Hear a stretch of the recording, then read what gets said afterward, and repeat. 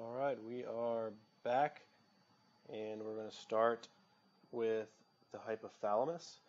Okay, first, I made this slide because to just get you started about how to think when you're thinking about endocrine pathologies. Okay, so really any of these questions you could be asked, in the endocrine system in med school, for instance. Just think about, for each hormone, think about where is it made, where does it go from there, right? What are the target organs that it acts at, and what are the actions at each target organ? What kind of receptor does it bind at such target organ? What substances regulate it? What substances does it regulate? At which levels is it controlled by feedback mechanism? And usually that's going to be like the hypothalamus and the anterior pituitary. And then I included a note here about when it comes to learning the pathology, if you know the physiology well, you won't need to memorize it because you can just think about it. For instance, if you know what aldosterone does normally, you can just think, if you're sitting in test, think you'd know, okay, so what would happen if aldosterone was deficient? Or what would happen if there was too much aldosterone? Just as an example. So just keep this in mind, for this class and especially for physiology next year, how to think about endocrine. Okay, this next lecture is going to be on the hypothalamus. Okay, so the first thing that's really, really important is the difference in communication between the hypothalamus and the anterior pituitary versus the hypothalamus and the posterior pituitary. Okay, so this is a little more simple, okay? Hormones going from the hypothalamus to the anterior pituitary travel in a portal system of veins. You might hear the hypothalamo-portal system, something like that. But anytime you see the phrase portal system, you know you're talking about going to the anterior pituitary. Most of these hormones are easy to remember because they have the term releasing hormone, or RH, in the name. Okay, and then it tells you exactly what it does when it gets to the anterior pituitary. For example, thyrotropin releasing hormone, travels through the portal vein to the anterior pituitary, where it causes release of thyroid stimulating hormone from the anterior pituitary. So that's easy to remember there. The two kind of different ones, somatostatin and dopamine, these are the terms you're more likely to see. Although I'll tell you in a second why I like using the other term for dopamine. These are, think of these in this context as inhibitory substances. Okay, somatostatin is really the ultimate inhibitory molecule, and then dopamine in this circumstance functions as an inhibitory molecule. Another term for the anterior pituitary you'll see is the adenohypophysis. Okay, now this is when it gets a little more complicated. In the hypothalamus, we're going to look at two hormones, right? Oxytocin and ADH. So if you know that oxytocin and ADH, which is also called vasopressin, are made, refer to posterior pituitary, then the rest of these 6 will be anterior pituitary. Okay. So there are two nuclei, or neuronal cell bodies in the hypothalamus where oxytocin and ADH are made. So the first one will say SON, and that stands for supraoptic nucleus. And that is responsible for making ADH. Okay, The other one, we'll say PVN, stands for paraventricular nucleus, and that's responsible for making oxytocin. Okay, remember, so technically these two hormones are synthesized in the hypothalamus, in the cell bodies, and then they travel down axons, okay, like a nerve fiber bundle. So over here, remember, this is a venous connection in the blood, and this is a nerve tract connection. Okay, so after these two hormones are made, they travel down along with very specialized proteins called neurophycins that stabilize them, and then when they get to the posterior pituitary, they are stored in sites called Herring bodies at the axon terminal.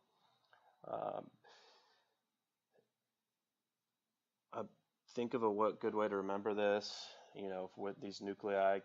I don't know why this works for me, but like LMNOP in the alphabet, O and P are next to each other, so the PVN is the site for oxytocin. Oxytocin is really present like a lot of other places, but for this circumstance, no PVN. All right, so dopamine. Remember I said to think of it as an inhibitory molecule in this circumstance. And this always helped me. I don't know why. I just loved the term PRIF. It's dopamine, aka PRIF. And what that stands for is prolactin release inhibitory factor. So it tells you exactly what it does. It's going to be produced in the hypothalamus, dopamine, and it is going to inhibit the release of prolactin from the anterior pituitary. Okay, and why that's, or some pharmacologic tie-ins. Okay, so we talked about this. Constitutively blocks the release of prolactin, which means it's always blocking prolactin release. Okay, dopamine antagonist medications will increase prolactin. And the classic thing you'll see is antipsychotics in a schizophrenic patient, especially first-generation antipsychotics like haloperidol, because they have kind of selectivity of blocking the dopamine receptors. So if you block dopamine, right, if you decrease dopamine, and dopamine is responsible for inhibiting prolactin, then it makes sense that prolactin will increase, right? Now, dopamine agonist medications like bromocriptine will decrease prolactin, right? And that makes sense. If you have too much dopamine, you're going to decrease prolactin, because more dopamine means more inhibition of prolactin. And this will make, I'm going to revisit this later, but it's good to know this stuff, really high yield. Okay, now, TRH, thyrotropin releasing hormone, increases two things. One is obvious, right? So thyrotropin releasing hormone, well, I guess I should technically draw it traveling down here. Remember, the travels through the portal system of veins to the anterior pituitary, where it activates or causes the release of 1-TSH, and that's very intuitive, right? Because thyrotropin releasing hormone causes the release of thyroid stimulating hormone.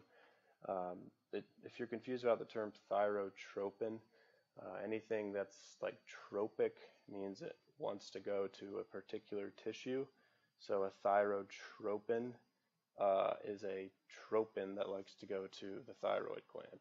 And in this case, that's known as thyroid stimulating hormone. Yeah, but what it also does is it does the opposite of dopamine. It actually increases prolactin release. Right, so it also increases prolactin release from the anterior pituitary. And what that means is people that have, we'll talk about this later, people that have Oh my gosh, man.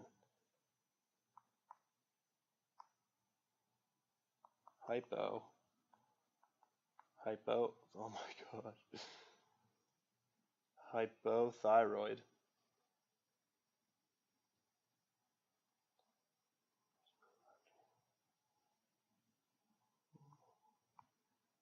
Okay. Maybe it's a sign I should wait to talk about it later. So I'll talk about it later because that's really getting annoying.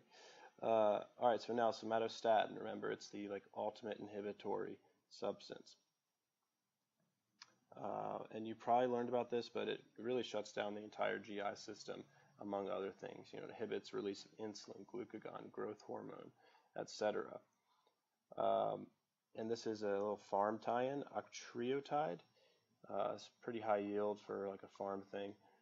Is a potent somatostatin analog, and it's used for, you know, one of the most popular things it's used for is a tumor that secretes too much growth hormone. And I'll talk about it later, but that can cause in adults acromegaly. What's a good example? Joe Rogan. If you know what Joe Rogan looks like, I guarantee you that guy takes growth hormone supplements because his head shape and size over the year has gotten into like a wide block, and he has like a big jaw where he didn't really used to look like that. So it's a classic example because growth hormone, you know, increases bone density, among other things. But anyway, a tumor that would secrete growth hormone could actually be treated with octreotide because it acts like somatostatin, right? That makes sense. It can also be used for esophageal bleeding because it acts as a vasoconstrictor. And any tumor of the GI tract that results in an overactive, you know, digestive system, so causing diarrhea and all that stuff, that can also use octreotide as a treatment for that. So again, somatostatin travels down the portal system of veins.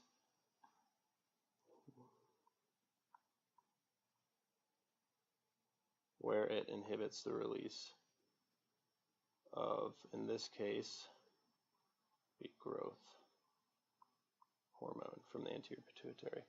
But then it also goes to the GI tract when it's secreted into circulation. Okay, I'm not going to really spend too much time on these three releasing hormones, CRH, GHRH, and GnRH, because it's kind of boring, right? It goes through the same system to the anterior pituitary. In this case, it's corticotropin releasing hormone, so it will stimulate the release of adrenocorticotropic hormone. And you know, don't worry about all these abbreviations and stuff because I'll talk about it. Growth hormone releasing hormone goes to the anterior pituitary where it stimulates the release of, big surprise, growth hormone. Gonadotropin releasing hormone goes to the anterior pituitary where it stimulates the release of follicle stimulating hormone and luteinizing hormone. You know, these will eventually go to the testes and ovaries. We talked about somatostatin, talked about TRH. And so what else does it increase besides TSH? Prolactin. Okay. And these two that are bracketed down here, so I will talk about these in the posterior pituitary lecture, but keep in mind, technically they are made in the hypothalamus, all right?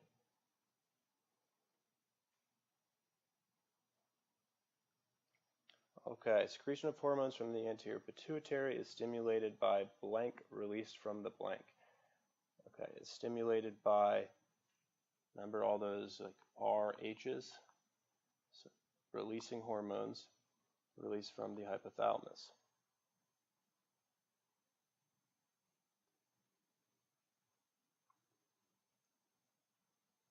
And if I were to ask you, how do these releasing hormones travel to the anterior pituitary, you would say through the blood. or the portal system. There's a specific term for that portal system. It's like hypothalamo, hypophyseal portal system. I don't know, something like that. All right, second question. A schizophrenic patient comes into your office with lumpy breasts and white discharge from the nipple. You discover he was recently prescribed haloperidol. What is the pathophysiological cause behind this presentation? Okay, so remember I said antipsychotics like haloperidol block dopamine. And if we remember that dopamine is also a prolactin inhibitor, prolactin release inhibiting factor, then we know if we have less dopamine, that less dopamine equals more prolactin, and prolactin goes to the breast tissue, even in males, and causes it could turn over breast tissue and synthesis of breast tissue, so it can cause gynecomastia, and it can also cause lactation. So the answer here would be excess prolactin production from the anterior pituitary. Okay, remember it's technically produced here, okay, even though dopamine comes from the hypothalamus. Okay, now what would the symptoms be if the patient were female? So in the female, excess prolactin would also, cause the galactorrhea, or as like a milky discharge from the nipple, and I'll talk about this later, but prolactin inhibits gonadotropin releasing hormone, so that can cause amenorrhea, which is irregular menstrual cycles or complete lack of menstrual cycles.